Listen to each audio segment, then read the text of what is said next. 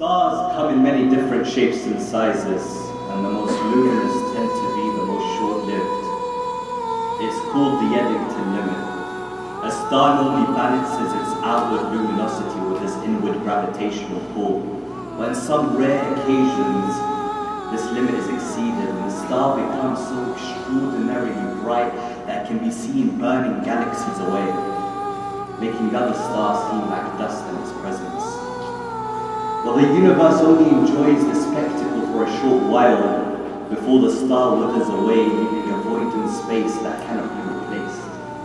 Fatima was a similar phenomenon. When she was born, a gift was placed in her father's arms and a burden was lifted from his heart. And glittered were the skies with a million surrounding stars, yet she shone as if darkness itself opened out its stubborn arms for her. The veiled queen of the universe, there she stood, a candle in the midst of darkness, when time and time again her father would need a heart to burden and Ali a soul to alleviate the frustrations, and she was for both father and husband a priceless fragrance.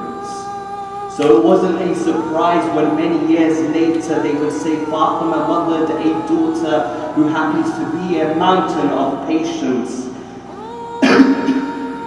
and sons that would give all in the face of temptations, for that was the role of a star, and around her an orbit was built upon.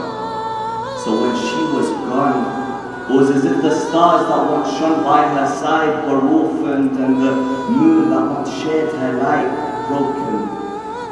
And there they were, moon and her young luminous children, a shattered cosmos. She was buried that night by a man. She was buried that night by a man who appeared to age throughout the burial. The world watched on as we saw him stare into the wounds that clawed her soul away.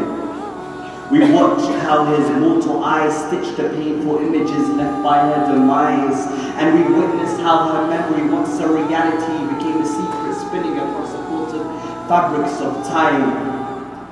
And there he laid her to rest. And her grave was like a black hole, swallowing the greatest star. Until this day, we don't know where you were. All we know is that you, Fatima, once crossed our orbit, and from you 11 sparks formed. You are an imitation of the sun that bore you, a reflected bright to the moon.